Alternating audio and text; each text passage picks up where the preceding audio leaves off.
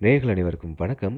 மகநதி சீரியல்ல இப்ப காவேரி கர்ப்பமா இருக்காங்க அப்படின்ற விஷயம் விஜய்க்கு தெரிஞ்சதுமே, இந்த உலகத்திலேயே நான் மட்டும் தான் சந்தோஷமா இருக்கேன் அப்படின்னு நினைக்கிற அளவுக்கு, இப்ப விஜய் வந்து அந்த மொத்த சந்தோஷத்தையும் காவேரி மேல காமிக்கிறாரு. இந்த சந்தோஷத்த கொண்டாடுறதுக்கு நீ என் கூட நம்ம ஃபார்ம் ஹவுஸ்க்கு வரணும் அப்படின்னு கூப்பிடுறாரு. உடனே காவேரியும் சரி அப்படின்னு சொல்லிட்டு இப்போ விஜய் கூட ஃபார்ம் ஹவுஸ்க்கு போறாங்க. அங்க போனதுமே காவேரிய தன்னோட உள்ளங்கையில வச்சு பார்த்தீங்க அப்படின்னா, தன்னோட மொத்த சந்தோஷத்தையும் வந்து அப்படியே ஒரு பொக்கிஷமா வந்து அந்த சந்தோஷத்த வந்து விஜய் தாங்கிட்டு இருக்காரு அப்படின்னு தான் சொல்லணும்.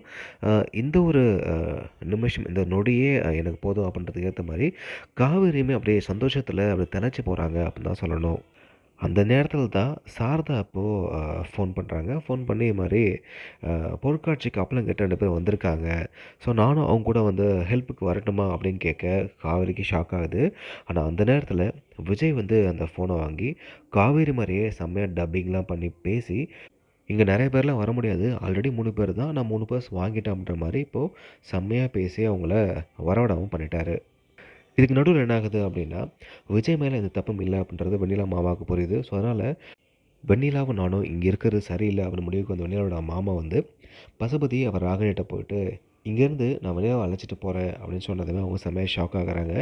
ஏன்னா, இவங்க போயிட்டா விஜய், காவேரியை பிரிக்க முடியாது அப்படின்ற பயத்தில ராகினியும், பசுபதியும் வெண்ணிலாவோட மாமா மனச செம்மையா போட்டு குழப்புறாங்க. ஸோ காவேரிய பத்தி தப்பு தப்பா சொல்லி, விஜய் மனசுல இன்னும் வெண்ணிலா தான் இருக்காரு அப்படின்ற வாய்க்கு வந்த மாரி பார்த்தீங்கன்னா, செம்ம பொய்ய வந்து சொல்லி சூழ்ச்சி பண்ணி இப்போ அவங்கள திரும்பவும் ஏமாத்தி அங்க இருக்க வைக்கிறாங்க. ஸோ அந்த பசுபதியும் இந்த ராகினியும் பண்ண சூழ்ச்சியில இப்போ வெண்ணிலா மாமா சிக்குறாரு. ஸோ பசுபதியும் ராகினியும் சொல்றத கேட்டுட்டு இப்போ வெண்ணிலா மாமா வந்து வெண்ணிலாவ அழைச்சிட்டு போகாம அங்கேயே இருக்க போறாரு. அதோட எப்படியாச்சும் சதி பண்ணி வெண்ணிலா கழுத்துல விஜய தாலி கட்ட வைக்கணும் அப்படின்னு பிளான் பண்ணி இப்போ கோயிலுக்கு விஜய் வர சொல்லி ஒரு ட்ராமாவ பண்ண போறாங்க. ஆனா, இந்த ஒரு ட்ராமா தான் வெண்ணிலாவுக்கு கடைசி ட்ராமாவா இருக்க போகுது.